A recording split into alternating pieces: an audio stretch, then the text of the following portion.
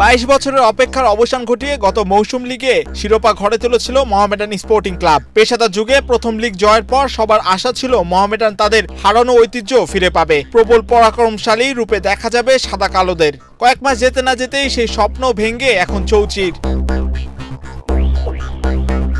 নতুন মৌসুমে চরম অর্থ সংকটে পড়েছে দেশের ঐতিহ্যবাহী এই ক্লাবটি। এর কারণ হিসেবে দেখা যাচ্ছে বেশিরভাগ পরিচালকের বেশ কয়েক বছর ধরেই নিষ্ক্রিয়তাকে।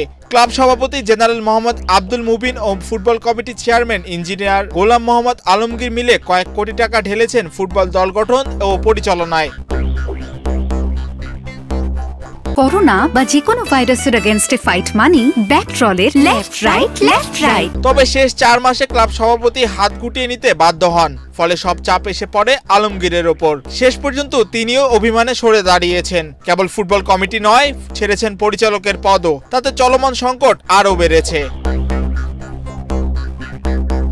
ফুটবলারদের বকেয়া বেতন কে দেবে এ নিয়ে ক্যাম্পে সবার মধ্যেই হতাশা। এ অবস্থায় কাল ফেডারেশন কাপের গুরুত্বপূর্ণ ম্যাচে মোহামেডানের ফুটবলারদের মাঠে নামানোই কোচ আলফাজ আহমেদের সবচেয়ে বড় দুশ্চিন্তা। তার অনুরোধে মঙ্গলবার ফর্টিসের বিপক্ষে ফেডারেশন কাপের ম্যাচ খেলতে সম্মত হয়েছেন ফুটবলাররা। তবে এই বকেয়া টাকা পরিশোধ না করলে ম্যাচ বয়কটের হুমকি দেন দলের অধিনায়ক মেহেদী হাসান মিঠু সহ অন্যান্য ফুটবলাররা। একটা প্লেয়ার টাকার জন্য খেলে, দেখেন আপনি শুধু কেউ খেলতে চায় না।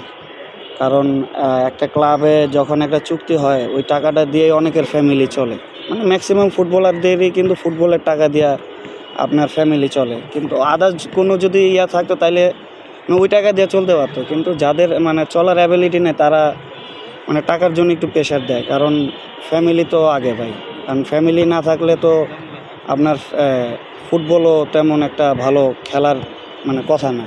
কারণ আপনার ফ্যামিলি যখন খুশি থাকবে তখন ওই ফুটবলারের মাইন্ডটা খুব ভালো থাকবে যে না আমার ফ্যামিলি ভালো আছে বা আমি চলতে পারতাছি। তো সব দিক দিয়ে ভাই টাকা আপনার চাই ফুটবলাররা। হ্যাঁ সত্যি, আমরা আসলে কোচের অনুরোধে বা রিকোয়েস্টে আমরা পরে ম্যাচগুলো খেলতেছি বা আগে ম্যাচ খেলবো। আমরা কালকে চিন্তা করতেছি, পরে চিন্তা করতেছি। আমরা না ওইরকম কিছু জানানো হয়নি এখন পর্যন্ত আমাদের, যে ওরা একটা সময় বলছে যে আমাদের পেমেন্ট করবে, এখন কবে করবে এরকম আসলে আমাদের কোনো কিছু বলা হয়নি।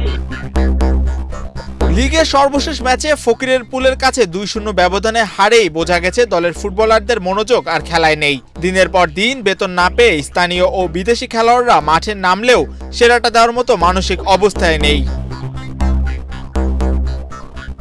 মোহামেডান 4 ম্যাচে 4 পয়েন্ট নিয়ে রেলিগেশন জোনে, যদিও চলতি মৌসুমের অনেকটা সময় এখনো বাকি। এরপরও যদি অর্থের অভাবে ফুটবলাররা খেলতে রাজি না হয় সেক্ষেত্রে সংকট মোহামেডানের জন্য মহাসংকটের রূপ নেবে।